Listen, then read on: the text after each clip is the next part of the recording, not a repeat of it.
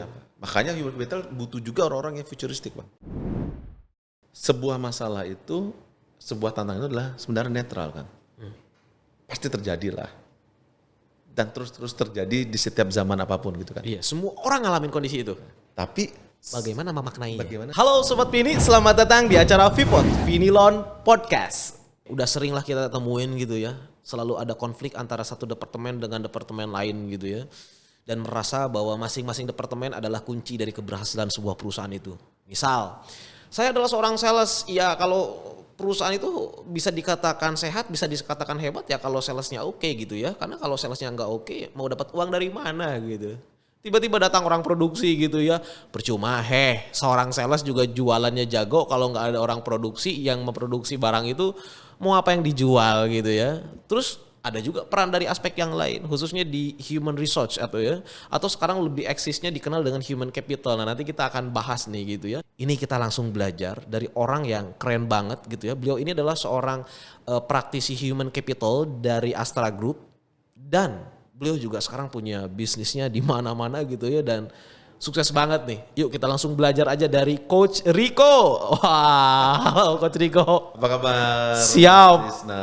Baik Coach. Saya biasanya panggilnya Coach atau kadang Bapak ya karena memang saya melihat dari keilmuannya udah keilmuan kebapaan semua gitu ya. Di atas semua. Oke, sebelum kita panjang lebar ngebahas tentang human capital gitu ya. Apa itu, apa fungsinya dan bagaimana proses itu bisa menumbuhkan seseorang gitu ya. Mungkin saya pengen tahu dulu nih, kira-kira sedikit ceritakan nih tentang Coach Rico ini gitu ya, aktivitasnya apa gitu ya, kayak gimana. Oke, silakan gimana Coach Rico? Oke, terus kalau melihat aktivitas saya hari ini, saya paling banyak waktu dihabiskan sebagai human capital practitioner ya di grupnya Astra. Salah satu grup Astra di bidang pertambangan dan energi. Oh, di pertambangan energi. Nah, waktu senggang lainnya profesinya sebagai professional coach. Oh, oke. Tapi saya ngambilnya yang enak aja, yang performance coach lah kayak gitu. Yang performance Yang coach. masih berhubungan dengan teman-teman di human capital lagi. Emang ada berapa jenis bidang coach? Banyak. Oh, banyak. Sekarang profesi coach itu kan banyak banget ya. Selain coach yang di bidang olahraga kayak coach Indra Safri, coach yang Aderai gitu kan, itu banyak. Nah, banyak lagi coach yang yang mengatakan dirinya coach kan banyak. Sebagai seorang trainer pun kadang-kadang banyak manggil coach.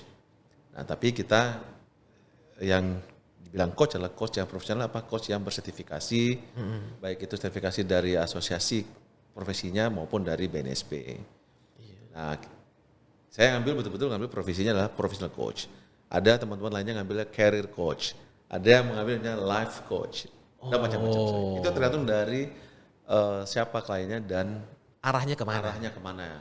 Problemnya Kebetulan Coach Rico itu arahnya ke performance gitu ya. Dan bukankah human capital juga berbicara tentang performance gitu ya. Makanya nyambung di situ.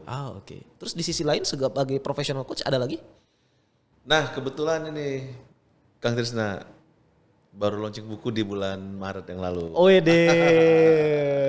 Inilah suksesku. Apa? Caraku sukses. Caraku sukses. Mantap. Keren itu. Udah berapa eksemplar terjual? Ini bulan Juli lah ya. Dari Maret kemarin itu sudah 1.300 eksemplar. Wow, 1.300 eksemplar. Dalam kurun waktu berapa lama? 4 bulan kali ya. 4 bulan 1.300. Mantap. Itu dikasih ke orang atau memang dijual? Dijual.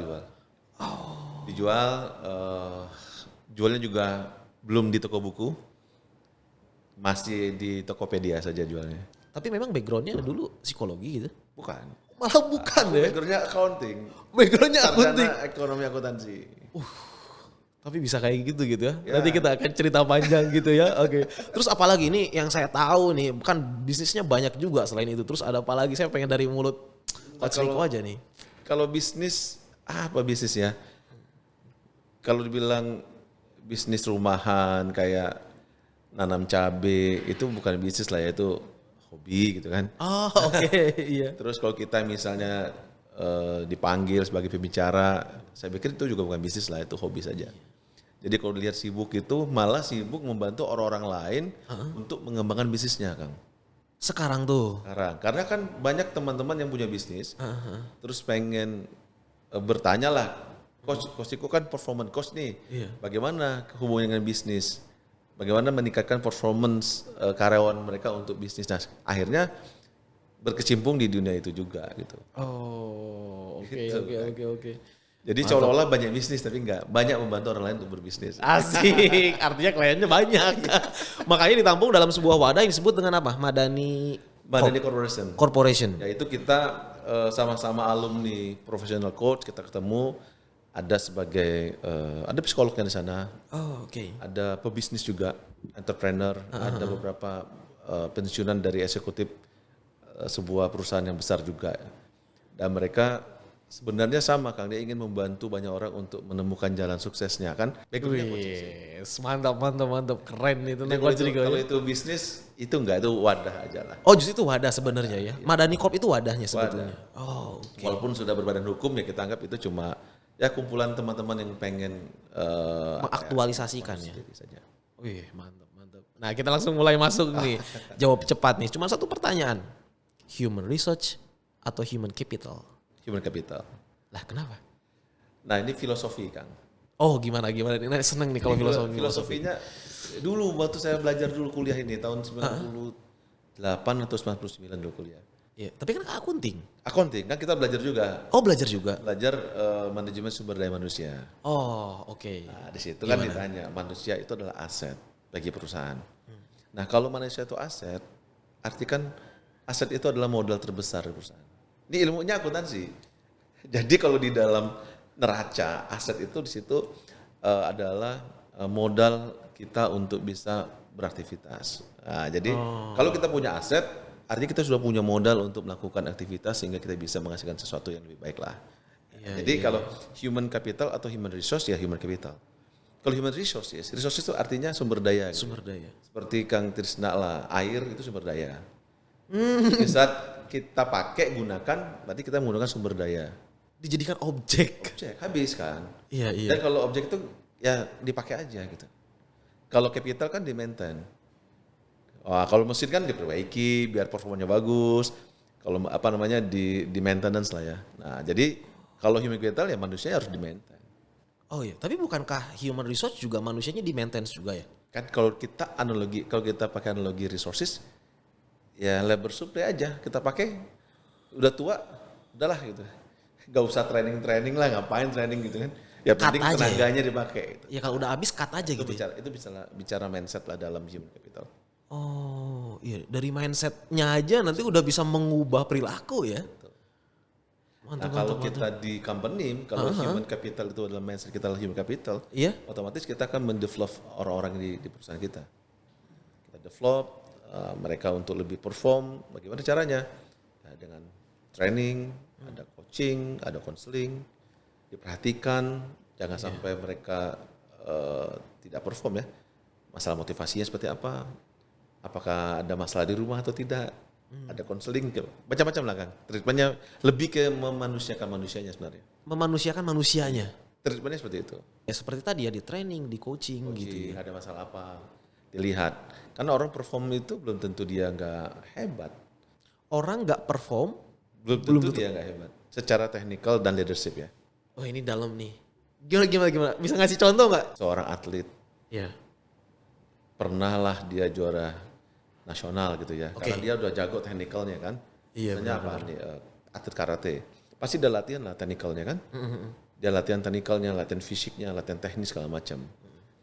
Mentalnya pasti dilatih dong. Iya. Mental dilatih, emosional karakter dilatih. Tapi pada saat dia perform di kejuaraan kompetisi itu, belum tentu dia menang. Oke. Ya, karena apa? Karena akan bertemu dengan orang-orang yang hebat juga. Iya, oke, paham maksudnya. Bagaimana dia bisa menang? Artinya dia harus 100% dia dan lingkungan sekitarnya harus mensupport, mendukung. Nah, kalau ada sesuatu di rumah saja, masalah, anaknya sakit, nggak bisa beli susu, udah pasti habis tuh semua. Iya. Karena ada emosional yang bisa mendowngrade motivasinya mereka. Berarti cukup kompleks ya. Kompleks. Itu human dimensi kan seperti itu. Tapi masalahnya kan itu hal-hal yang nggak bisa dihindari loh coach. Pasti. Nah terus bagaimana peranan human capital, nih masuk ke peranan ya. Bagaimana peranan human capital untuk mensiasati supaya hal itu tuh bisa terjaga gitu, termaintenance. Nah, fungsi human capital adalah bagaimana dia bisa membangun ekosistem yang mendukung. Membangun ekosistem. Tadi bukan sekedar ya orang dilihat kapasitasnya, potensinya bukan. Tapi ekosistemnya harus dibangun. Oke. Support sistemnya juga harus ada. Kalau anak ini lagi bekerja, kalau udah punya kendala, dia harus bertanya ke siapa? Harus diperjelas di situ Jelas. Misalnya ada SOP, oke ada SOP. SOP kan kadang-kadang masalahnya masalah yang pernah ada di SOP kan gitu ya, diselesaikan dengan SOP. Tapi kalau masalah-masalah baru dia bertanya ke siapa? Oh butuh mentor, siapa mentornya? Atasannya seharusnya. Oke atasan bertanggung jawab sebagai mentor. Oke kalau anak-anak ini lagi dimotivasi karena punya problem di rumah dan segala macamnya, dia harus bertanya ke siapa? Atau sharing kemana? Nah kalau dia salah sharing, kan Bisa jadi salah juga. Iya. Ya kan gitu. Nah itu juga harus punya ekosistemnya. Siapa mentornya, siapa konselornya gitu. Siapa coachnya di situ. Jadi ekosistem itu banyak banget lah. Selain menentukan seperti itu, menentukan sistem penilaian. Sistem penilaian kan? Penilaian. Karena kalau penilaiannya nggak fair, Performance appraisalnya kan. dari membuat planningnya sampai dengan appraisal seperti apa. Performa kan dibuat planning awalnya kan. Iya. Mau perform seperti apa gitu kan. Benar. Nanti dieksekusi dinilai sama nggak dengan rencananya. Nah itu kan ekosistem harus terbangun. Fairness-nya harus ada. Apalagi rasa bekerja yang nyaman, yang aman, menyenangkan itu penting. Rasa aman, menyenangkan terus apa? Rasa aman, nyaman, Nyaman. Oh, rasa aman, nyaman, menyenangkan itu penting. penting. Di dalam kerja apapun pekerjaannya. Dan peran human capital lah untuk menghadirkan itu.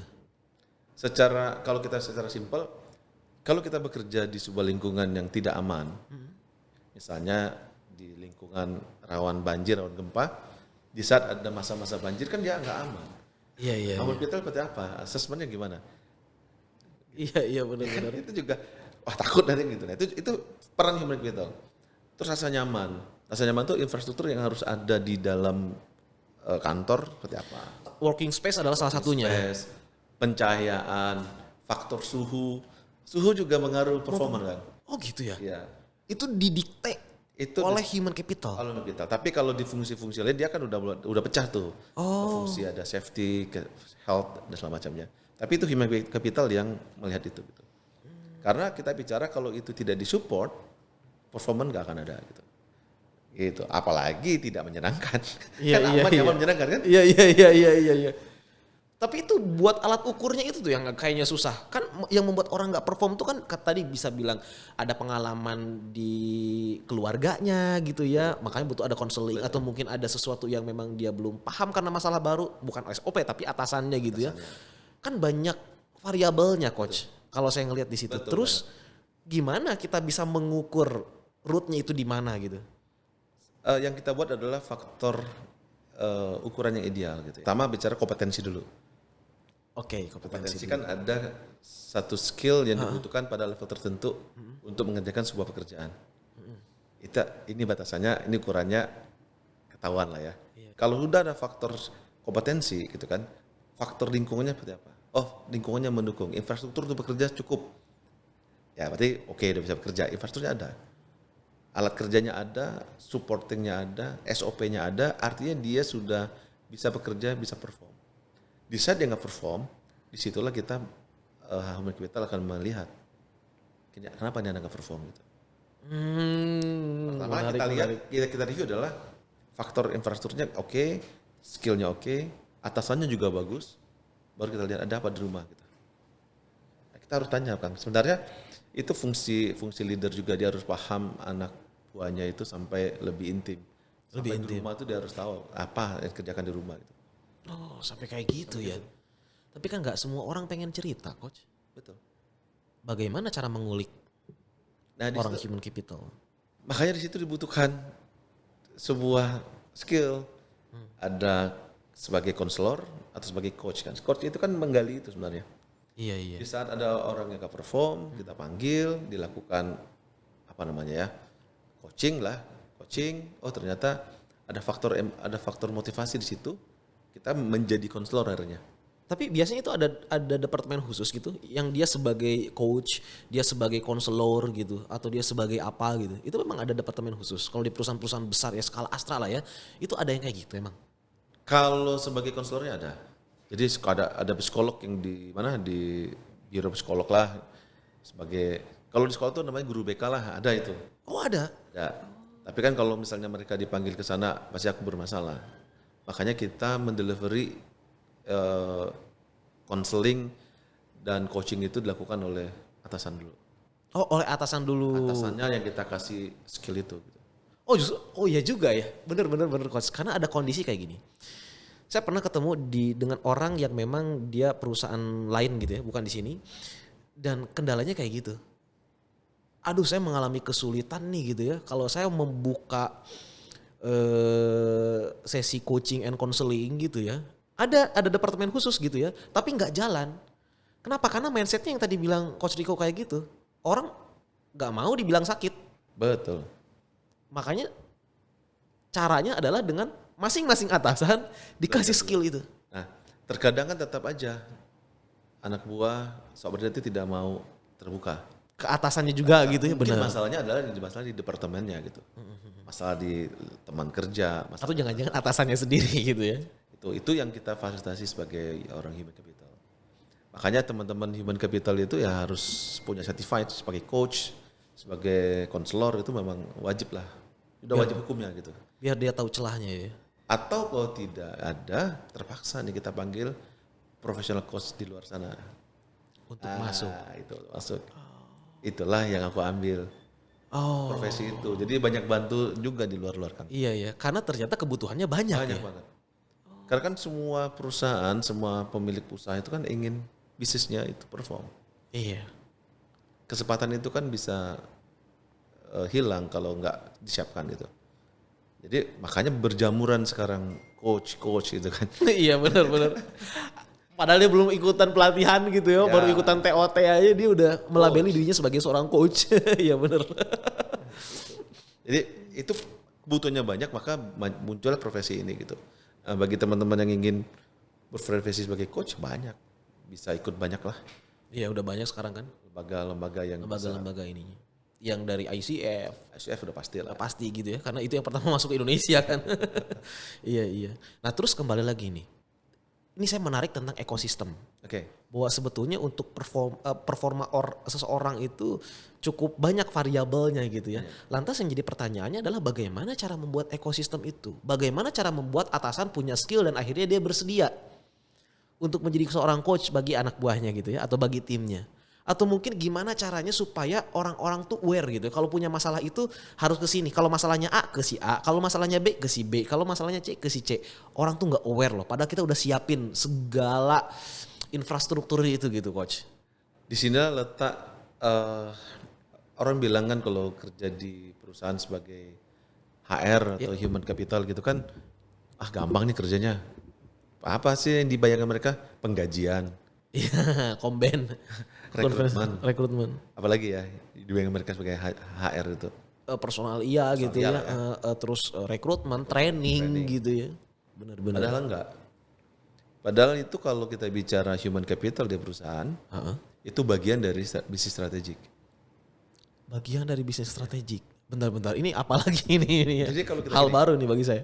Anggaplah sebuah perusahaan itu ingin bertumbuh, ada kesempatan bisnis baru. Oke. Ya kan bisnis baru nih. Katakanlah dari ownernya ada keinginan untuk ekspansi. Ya. Bisnis baru. Gitu kan. Yang ditanya pertama kan apa sama mereka? Siap nggak organisasi kita? Oh iya benar. Organisasi kan tugasnya kita juga human capital. Iya. Terus ditanya, bagaimana strategi kita untuk bertumbuh? Berarti organisasi kita harus siap. Organisasi itu kan di dalamnya ada orang. Ada sistem, ada orang. Ada proses, ada teknologi dan ada orang. Iya benar menarik. Jadi kan human capital kan pikirnya kan bukan orang saja, ada proses, ada sebuah sistem, ada orang. Jadi bisnis ini butuh spesifik prosesnya seperti ini misalnya. proses seperti ini butuh kompetensi ini, berarti butuh orang jenisnya ini. Iya. Nah itu kerjanya human capital. Tapi kan human capital hanya aja udah human. Tapi kenapa teknologi dan proses itu masuk ke dalam bagian human capital? Betul. Malah wajib. Kenapa? Coba Ya berarti namanya jangan human capital dong. Human technology and process capital. Harusnya gitu dong. Bukan. Human ini yang akan menggerakkan proses itu. Oke, sip. Nangkap. Oke, terus lanjut. Human ini akan menggerakkan teknologinya. Maka yang disiapkan oleh human capital adalah bagaimana orang-orang ini mampu menjalankan proses dan menjalankan teknologi itu.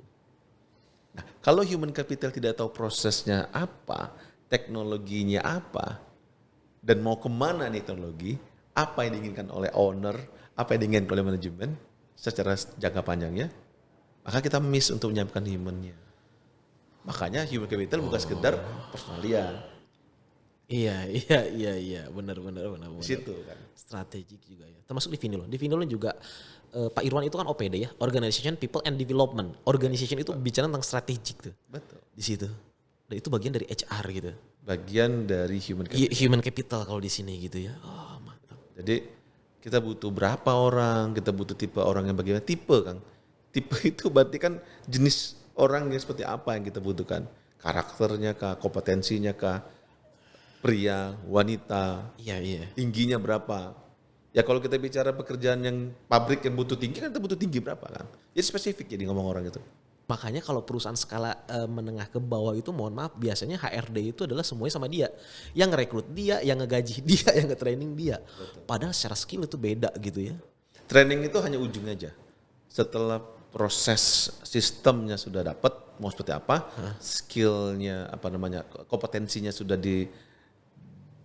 dibuatkan standarnya, kita assessment anak-anak itu udah sesuai nggak kompetensinya, gapnya itu baru kita kasih ke bagian development. Dan sebetulnya training itu hanya bagian kecil gitu ya sebenarnya ya. Tapi berpengaruh. Ya. Tapi percaya nggak coach bahwa sebenarnya training itu akan mulai berguna ketika memang kondisi perusahaan sedang baik-baik saja gitu. Kalau perusahaannya tidak baik-baik saja, di training malah buang-buang waktu, iya nggak sih? Atau justru orang itu di training itu pada saat kondisinya memang buruk gitu, baru di training. Bisa iya bisa tidak. Bisa iya bisa tidak, gimana? Tapi gini, konsepnya kalau perusahaan sedang tidak baik, kita bertanya tidak baiknya karena apa? Oh iya, kembali lagi ke situ. Kalau karena bisnis secara makronya jelek, otomatis kan dia performanya turun lah ya secara ekonomi. Itu pasti berpengaruh kepada orang lah. Nah, orang berpengaruh kenapa? Karena ada yang harus dikasih pesangon segala macamnya. Iya. Trainingnya nggak dapat. Nah, jadi tapi kalau kita bicara orang ini di training, kapan saatnya training? Kan? Yang pasti saat kita ingin ekspansi, wajib. Kalau pengen ekspansi, maka wajib untuk di training. Karena kan ada kompetensi baru yang harus disiapkan. Betul. Wajib training. Iya. Wajib di develop lah, salah satunya training gitu. Nah, kalau orang itu problem, nggak perform, apakah langsung training? Enggak. Jawabannya, belum tentu training. Karena belum tentu solusinya gara-gara training kan. Karena di dalam development apa bahasanya? Matrixnya dalam gitu. Konsep developmentnya, training itu hanya 10% Kang.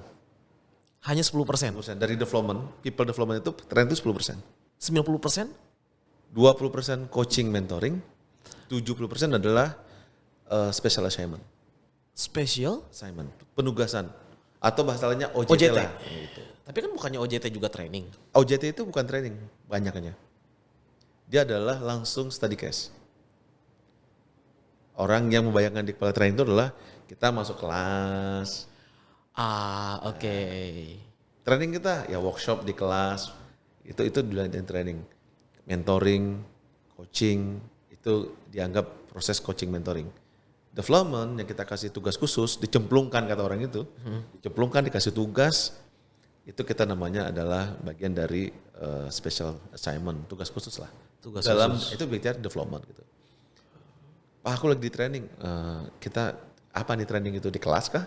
Iya. Oh enggak, kita dikasih tugas sama atasan. Oh ya itu betul sih namanya training. Tapi itu 70% untuk skill kita di-upgrade sebenarnya. Berarti artinya gini coach kalau kayak gitu. Kalau kita pengen mendapatkan nilai 100, maka training juga yang 10% itu penting dong. Penting banget. Banget. Apalagi yang tadi ya, special assignment itu ya. Ya. Itu penting banget. Jadi nggak boleh hilang di antara salah satu itu. Karena mereka punya perannya masing-masing dan itu saling Terkait. Oke, saling kayak gitu. Di training itu kan bicaranya adalah pengetahuan dan mindset. Kan pengetahuan. Sebuah pengetahuan itu kan Cara main lah. cara main. Oke, Kan training dulu. Boleh. Kalau dia butuh tempat bertanya, kalau trainernya nggak ada, siapa? Mentor dong. Ya. Siapa mentornya? Seniornya dia, atasannya dia. Itu mentor yang paling bagus, yang ngerti persis technical apa harus dikerjakan. Tanya, bagaimana cara mengerjakan ini Pak? Ya itu mentoring. Nah itu masuk ke dalam ranah mana? Training? Atau udah special assignment? Bukan, itu mentoring. Oh itu mentoring? Dalam rangka development itu bagian mentoring. Bagian dari mentoring? Oh sorry, training kan 10%. Special assignment kan 70%. 20% coaching mentoring. Oh coaching dan mentoring. Oh oke sip. Jadi setiap individu di perusahaan itu harus ada mentornya, harus ada coachnya di situ.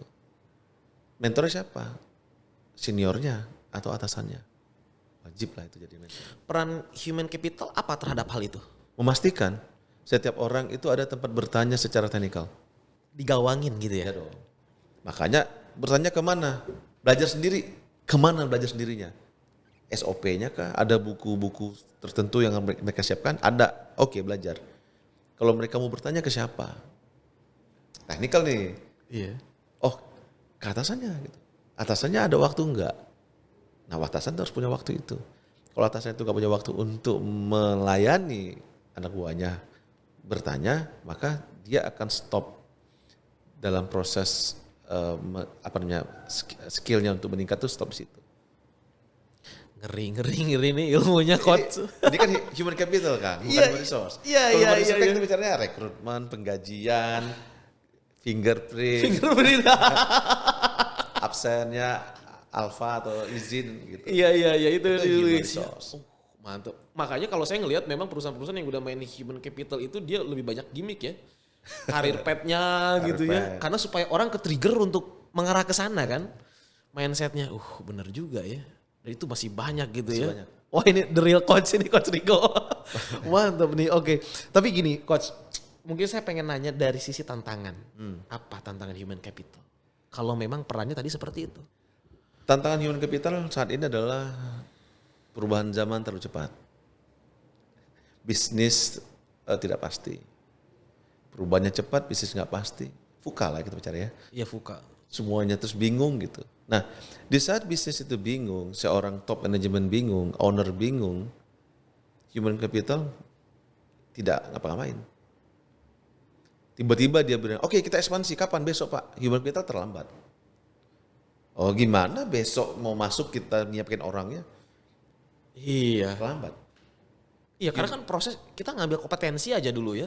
Kalau strateginya berubah, maka job desk-nya berubah, cara kerjanya berubah, maka kompetensinya juga bakal berubah. Itu perlu proses. Makanya tantangan terbesar kita adalah dengan perubahan yang begitu cepat, tantangan bisnis yang begitu menantang, kecepatan human capital itu seperti apa? Padahal human capital adalah bagian bagaimana dia bisa menjadi change of agents. Change management kan tugasnya human capital. Menggawangi perubahan di perusahaan kan human capital. Nah human capitalnya keteteran gimana mau menggawangi perubahan? Dia aja keteteran. Dia aja bingung gitu. Iya bener. Nah terus kalau tantangannya kayak gitu gimana coach? Ya itu makanya. Sekarang juga masih PR itu? PR bukan. Gini, sederhana saja. Kalau sesuatu itu gak pasti kita berpasti dong. Bagaimana kita membuat pasti ketika memang kondisinya tidak pasti? Saya kalau dengan tim kita bicara di sebuah turbulensi apa ya? Ya kayak inkubasi gitu ya? Kayak apa namanya? Turbulensi itu ibarat angin puyuh gitu. Oh turbulensi, oke. Putaran. Gitu. Putaran. Pasti ada satu titik pasti ada yang tidak bergerak. Oh kok bisa ya? Kok saya nggak punya research itu, Pak. Gimana coach maksudnya? Di setiap ada yang berputar itu, ada yang tidak bergerak. Jadi dampak bergeraknya itu sedikit gitu. Iya. Pasti ada. Pasti ada. Iya paham maksudnya. Itu kita cari titiknya, netralnya di mana gitu. Jadi artinya kita harus menyiapkan diri. Di saat kita mau berkembang berapa persen, 30%, oke kita siapkan. 30% enggak.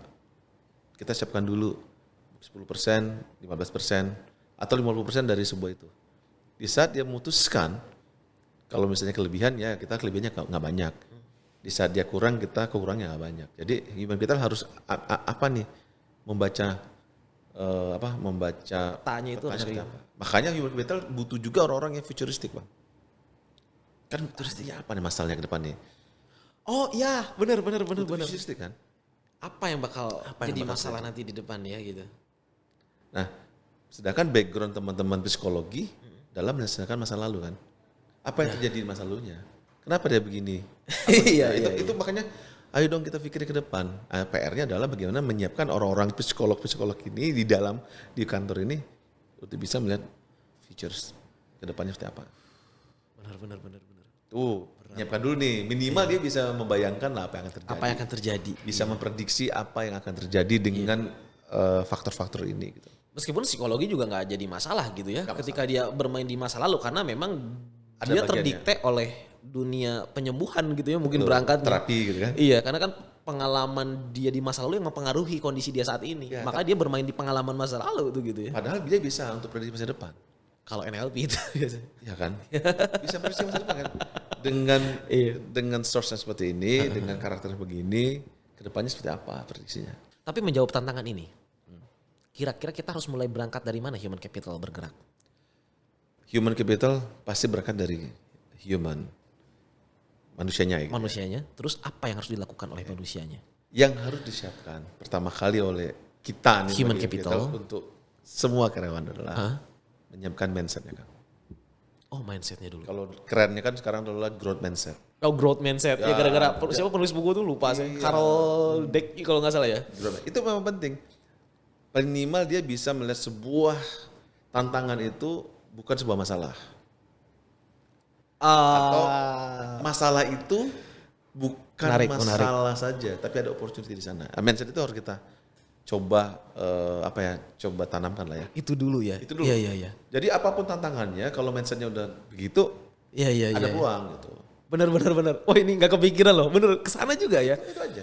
Kita harus ciptakan dulu frame buat mereka gitu. Kalau mereka kacamatanya hitam, maka setiap ada tantangan apapun bakal terlihatnya hitam gitu ya. Itu juga salah satu di bukuku di satu halaman awal tuh change or die. Berubah Change or die. atau mati. Dan itu pasti berangkat dari mindsetnya dulu. Jadi kita lihat semua masalah tantangan apa yang kita lihat. Karena gini, sebuah masalah itu, sebuah tantangan itu adalah sebenarnya netral kan. Pasti terjadi lah. Dan terus terjadi di setiap zaman apapun gitu kan. Iya, semua orang ngalamin kondisi itu. Tapi bagaimana memaknainya? Bagaimana kita bersikap. Di saat kita punya mindset yang tidak bagus, negatif, maka kita akan cenderung negatif. Aksi kita, respon kita itu. Kebalikannya kalau kita positif, mindset kita, reaksi kita positif. Jadi bagaimana memaknai itu mindset. Mindset dulu. Sebelum masuk ke proses sebelum perilaku. Masuk ngomongin perilaku, iya, benar. Benar. Technical kompetensi, leadership kompetensi itu dulu. Iya. Ya karena orang yang punya mindset A dengan orang yang punya mindset B melakukan hal yang sama, instruksinya gitu ya, hasilnya bisa beda loh ya. Bisa beda. Gitu ya maksudnya ya.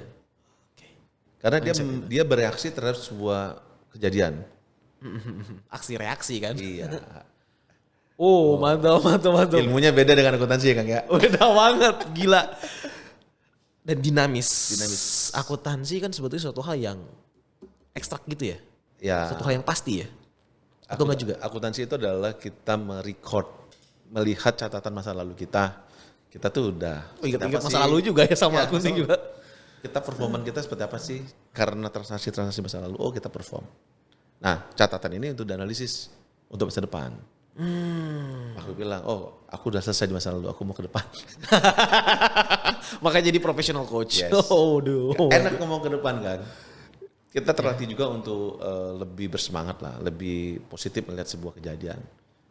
Itu sih yang men-trigger. Tapi bukankah kita terlalu fokus ke masa depan, kita melupakan masa lalu dan kita jadi terjebak? dalam melakukan hal yang kita lakukan sekarang karena nggak ada pengalaman di masa lalu. Kita abaikan itu. Masa lalu kan footprint, jejak. Kita harus melihat jejak kita di mana. Nggak mungkin, jangan kita udah lost kan jejak. Iya. Kita harus cek masa lalu kita seperti apa sih sebenarnya. Dulu saya gimana sih, kenapa saya gagal, saya harus apa yang harus saya ubah, apa yang harus saya perbaiki. Kan harus dilihat dari masa lalu. Tapi jangan terlalu di masa lalu. Nggak maju-maju nanti. Dulu pada saat saya dulu di tempat yang lalu kan nggak boleh kita ngomong hari ini ke tim kita. Dulu waktu saya dulu waktu saat seperti kalian junior kan nggak bisa kan. Kontak dan konteksnya beda. Iya, paham maksudnya.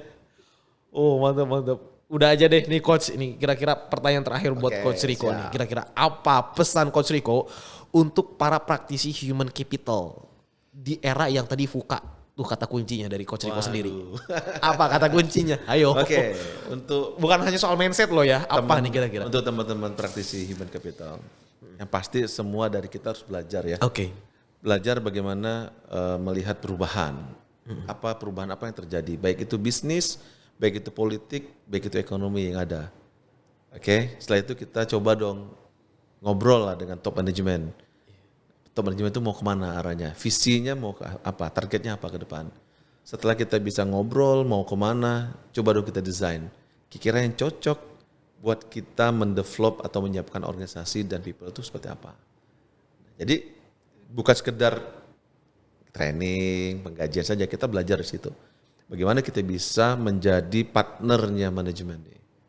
Jadi kita harus jadi partner bagi top manajemen dalam menjalankan organisasi biar perform gitu. Itu kan sih Kang. Artinya berarti kalau kembali lagi ke mindset, kita harus punya mindset seorang entrepreneur. Intrapreneurship. Nah, kalau entrepreneur nanti jadi pengusaha. Intrapreneurship.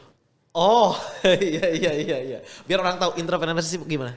Intrapreneurship itu adalah seseorang yang bekerja di perusahaan, kerjanya juga menganalisa lah ya faktor ekonomi, sosial, politik terhadap pengembangan bisnis lah. Dan mengimprove apa yang harus siapkan untuk bisa mensupport bisnis itu biar lebih perform, lebih profit. Sip. Gitu. Mantap. Gila keren banget Coach Rico. Oke, Coach Rico dadah dulu Coach. Mantap.